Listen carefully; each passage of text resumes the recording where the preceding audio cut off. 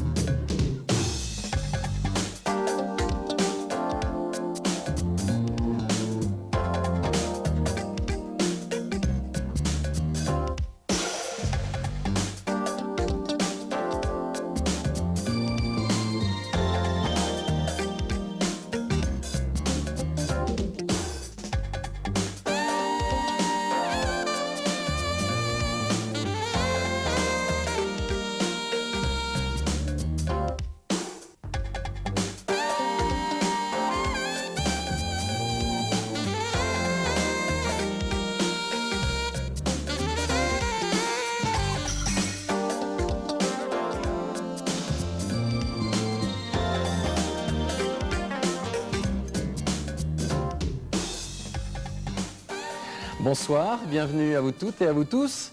Comme chaque semaine, nous allons nous embarquer dans de nouvelles aventures avec toujours cette idée de vous montrer ce que l'on ne voit pas habituellement et bien sûr cette envie de faire des rencontres. Ce bateau rouillé est le plus vieux ferry du monde. Sur le lac Tanganyika, qu'il monte et redescend chaque semaine, les piroguiers se battent pour arriver les premiers et faire leur commerce. Ce navire est aussi un mythe, celui de l'African Queen. Cette drôle de machine n'est pas dans un musée, elle fonctionne encore pour expédier des pneus entre l'Assemblée nationale, le journal officiel et le Sénat, juste sous les pavés de Paris. Dans un village de Toscane, des dizaines de sculpteurs travaillent sur l'un des plus beaux marbres du monde, celui de Carrare. On les appelle les enfants de Michel-Ange à cause d'une étrange pirouette de l'histoire.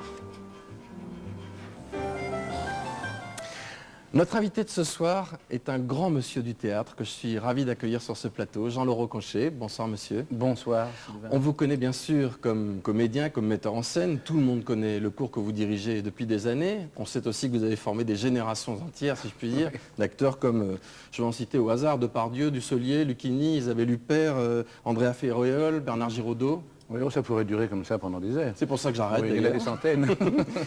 Mais il y a une phrase que vous aimez beaucoup, qui a donné un sens à votre vie, qui est une phrase de Gandhi d'ailleurs, qui je crois vous a beaucoup marqué, qui disait « Vous devenez ce que vous admirez », n'est-ce pas? Alors ça pourrait être une définition de toute ma vie.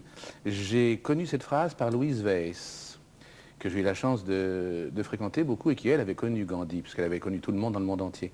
Et ça m'a frappé parce que j'avais jusque-là, comme devise, si on peut dire, une phrase du philosophe Alain qui dit « L'admiration est la lumière de l'esprit ». Alors ça se rejoignait parce que je crois qu'on ne peut pas vivre heureux, se réaliser pleinement soi-même, trouver sa liberté au milieu des contraintes, si on n'a pas des phares, des maîtres, des gens qui vous guident, des gens qu'on n'a pas connus forcément, mais des auteurs. Et pour moi, ça a toujours été le cas et ça a provoqué très souvent justement des rencontres très inattendues. Alors justement, vous allez m'offrir votre réaction, comme à toutes celles et tous ceux qui nous regardent en ce moment, avec le voyage que nous allons faire maintenant, qui n'est pas un voyage de tourpeau, bien qu'il s'agisse d'une croisière sur un bateau. Oui.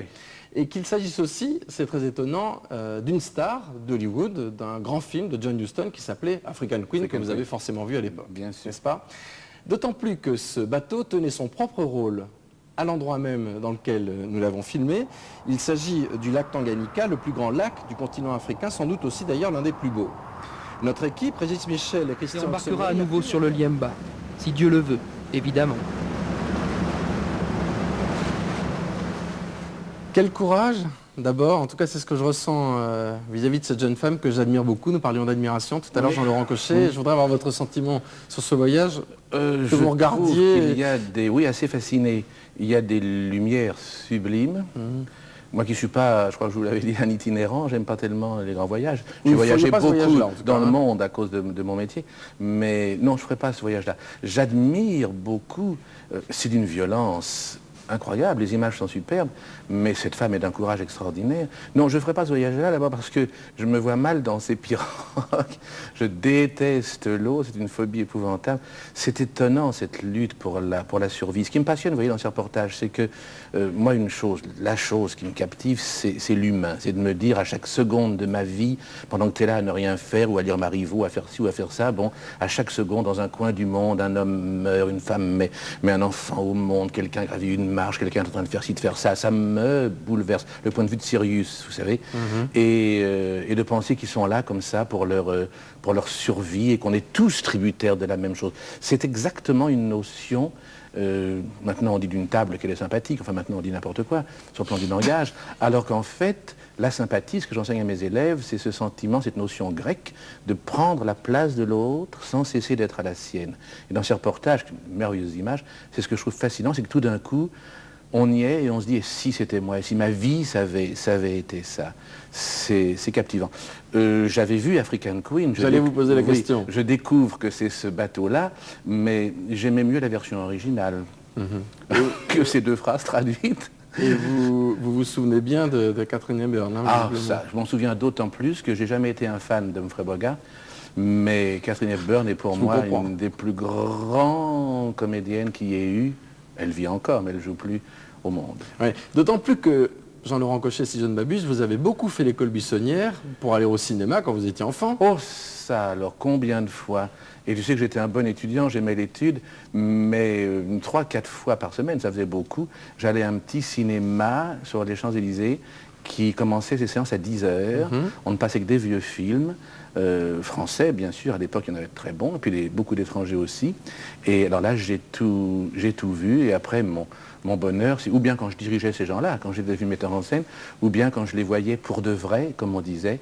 Et j'ai vu un jour la plus grande standing ovation que j'ai jamais vue de ma vie, maintenant on en fait un petit peu à tout le monde, c'est quand j'ai vu Catherine Hepburn à New York, à la Générale. J'avais monté une pièce à New York, avec la Comédie Française, et Catherine Hepburn jouait Coco, vous savez, la comédie musicale sur Coco Chanel.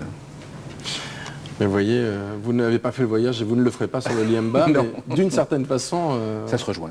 Exactement. Jean-Laurent Cochet, je ne crois pas me tromper en disant que vous êtes un vrai Parisien de pure souche. Vous êtes né à 1 kilomètre de Paris. Oui, oh, c'est Paris, Romainville, c'est Paris. Et vous avez vécu... C'est pas Paris, c'est sa banlieue, comme on chante. Oui. Oui.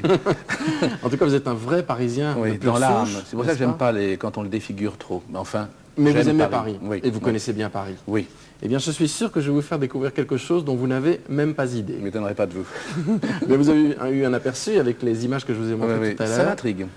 La rentrée parlementaire a eu lieu il y a quelques jours.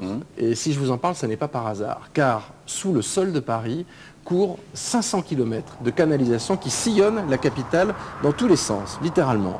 Daniel Grand-Clément et Renaud et les TUF se sont intéressés de beaucoup plus près à cet extraordinaire réseau de communication qui date du siècle dernier, qui était une invention géniale déjà pour l'époque, qui était encore aujourd'hui un extraordinaire réseau, mais qui ne sert presque plus. Regardez. Oh.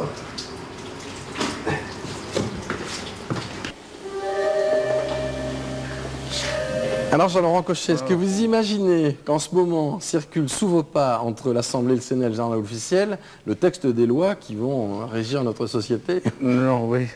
Non, ça, j'aurais pas imaginé. Je trouve dommage, pardon de glisser ça, que ce système existe encore et que ça n'existe que pour tous ces mensonges. Mais là où vous ne pouvez pas... Alors, je trouve ça merveilleux. Je trouve ce reportage, ça m'a enthousiasmé. Vous ne pouvez pas savoir pourquoi, parce que je dois être certainement une des personnes qui a le plus utilisé le pneu. Ah bon? Ah oui, un maniaque je vais vous expliquer ça. Et sans savoir, justement, moi, dès qu'une chose est technique, ça m'effare, j'y comprends rien, je suis absolument nul, je suis un infirme. Et pas une seconde, je n'avais eu la curiosité de me dire, bon, bah, j'envoie un pneu, comment ça peut y arriver? Vous savez, quand je téléphone, j'appuie sur mes petits trucs en me disant, tiens, c'est drôle, ça va sonner quelque part, j'ai toujours pas compris, ça non plus. Oui, mais ça, nous non plus. Mais ça n'a pas d'importance. C'est ce que disait Cocteau, chercher à comprendre, c'est l'étrange manie des hommes. Mais j'écrivais des pneus sans arrêt parce que je suis un bavard impénitent, je pense qu'on le sait. Mais j'aime pas le téléphone, en fait, parce que moi, quand je parle, j'aime bien voir les gens. Alors quand je recevais, alors ça pouvait être pour des déclarations d'amour, ça pouvait être pour refuser des contrats à des directeurs à qui j'osais pas dire, oh non, la pièce, etc. Alors je prenais volume. Et j'étais devenu, dans le métier, c'était connu. Ah, on a encore reçu un pneu de Cochet, les pneus de Cochet. J'envoyais ça sans arrêt et j'ai été très malheureux quand ça s'est interrompu. C'est dommage, Jamais d'ailleurs. j'aurais imaginé, c'est une travail de génie, Ah oui. ça. Oui. C'est fantastique. Mais ça aurait évité ces milliers de coursiers contre lesquels je n'ai rien, parce qu'ils ont du courage aussi de se balader en scooter à toute Aussi, vitesse oui, comme surtout ils en le ce font. moment, oui. Oui, avec l'air qu'on respire, oui. Oui. Mais c'est sûr que c'est dommage d'avoir c'est dommage. anéanti ce système. Il y avait C'était 6 ou 7 formidable. usines, imaginez, hein, souterraines, comme par exemple sous le Champ de Mars, Ah ouais. qui pulsaient un air permanent, C'est fou, et ça. vous imaginez l'entretien qu'il fallait. Alors c'est pour ça Donc qu'il y a il une était trop quinzaine cher, d'années, etc. Oui, voilà, bien sûr. là- Parce que les pneus devenaient de plus en plus chers avec le temps. Ah, je crois qu'on avait mis l'envoi du pneu à 35 francs pour Oh, je me souviens dissuader plus, mais enfin, les clients comme vous. bah, et- c'est très amusant. Puis alors, quand on les recevait, c'était tout plié comme ça. Alors là, j'avais compris que c'était quand même roulé dans une machine. Mais oh, ça me fascinait, ça. Moi. Et alors, on pouvait visible- écrire très longtemps, très longtemps. On pouvait faire des lettres de 6 pages.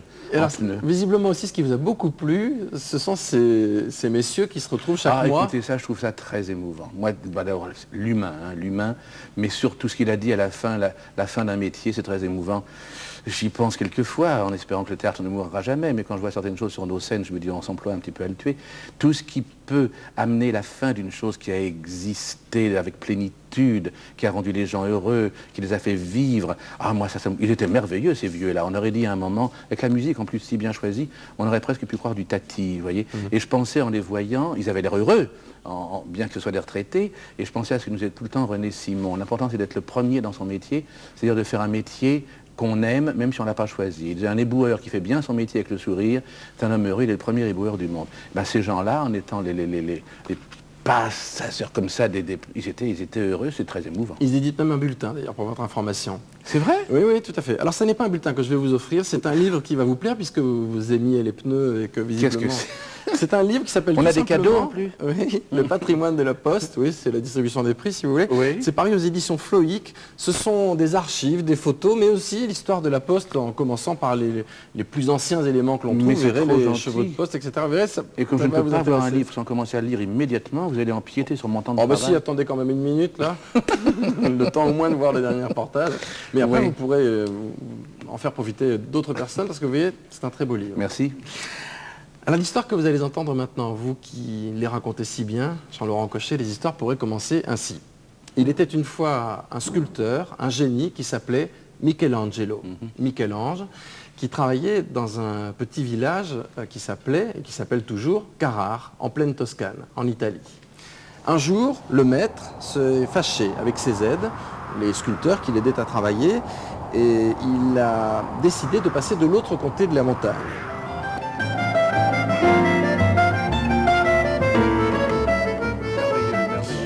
Vous dites merveilleux, Oh, ça c'est merveilleux. merveilleux ça alors, ça c'est bouleversant.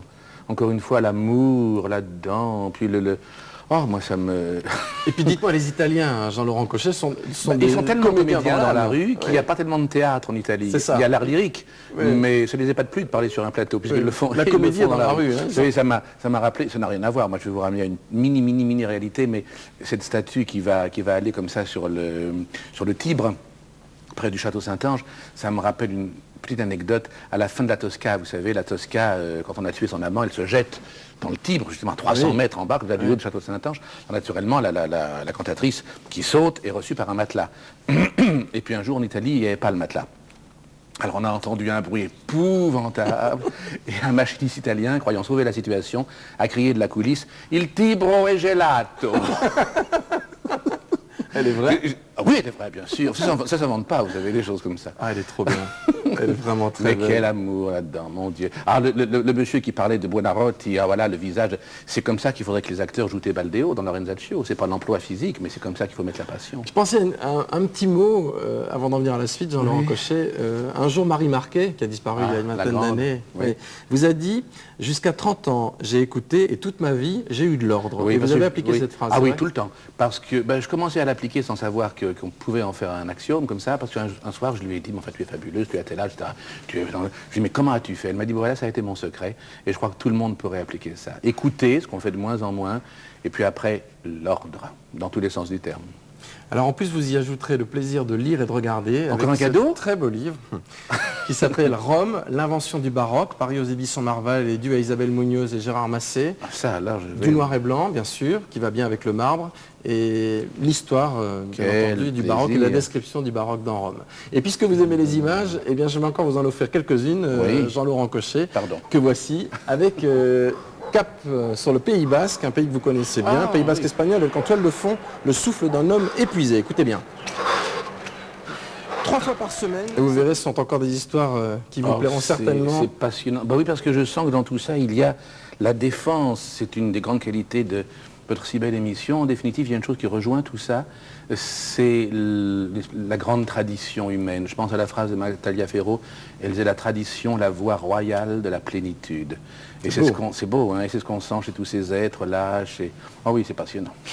Passionnant aussi l'exercice auquel vous vous livrez en ce moment au Théâtre Rive Gauche. Je ne sais pas comment vous faites, Jean-Laurent Cochet, puisque vous alternez des pièces dans lesquelles vous êtes le seul interprète, des pièces de Molière comme Le Misanthrope, de Racine comme Britannicus, de Marivaux, Les Jeux de l'amour et du hasard, de Musset, de Feydeau, de Guitry, tout cela tout seul.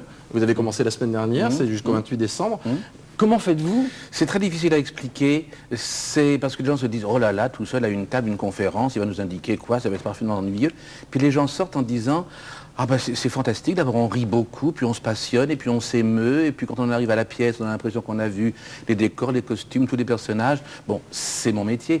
J'avais vu faire ça par des grands comédiens. Il y avait une émission de radio publique qui s'appelait Lecture à une voix. Alors Bovy avait lu La Parisienne, Clarion chante clair, j'ai eu l'idée d'en faire autant au gré des années. Là, je les réunis toutes. Si vous voulez, je suis sur le piano, bien sûr, seul sur le plateau, mais tellement entouré. C'est-à-dire que ça pourrait s'appeler Histoire de mes héritages successifs. Je raconte tout ce que je dois à tous mes maîtres, et je les cite et je les évoque. Ce que me doivent maintenant les jeunes que je dirige, c'est l'histoire des indications théâtrales que je donne, des auteurs. J'en arrive petit à petit à la pièce, avec quelques coupures bien sûr, certaines intégralement, si bien qu'il y a 10 grands auteurs et 20 pièces sur 9 soirée espacée dans le temps. Alors c'est déjà époustouflant, et je rajoute en plus que vous allez reprendre Corot, parce que Corot a de l'importance pour vous, ça ce sera au Théâtre d'Ono. On va jouer tout ça en même temps, oui. Et parce que Corot, pour vous, faisait Corot. l'éloge de la patience, je crois, du silence et de la conscience. Ben, voyez, c'est ce que j'essaye d'appliquer. Qui compte beaucoup pour vous. Oui. Je vous remercie de nous avoir fait passer cette soirée, Jean-Laurent Cochet. Merci à vous. Et à très bientôt. Merci encore. Et rendez-vous pour nous la semaine prochaine avec l'écrivain Daniel Picouli. Au revoir à toutes et à tous. Bonne fin de soirée.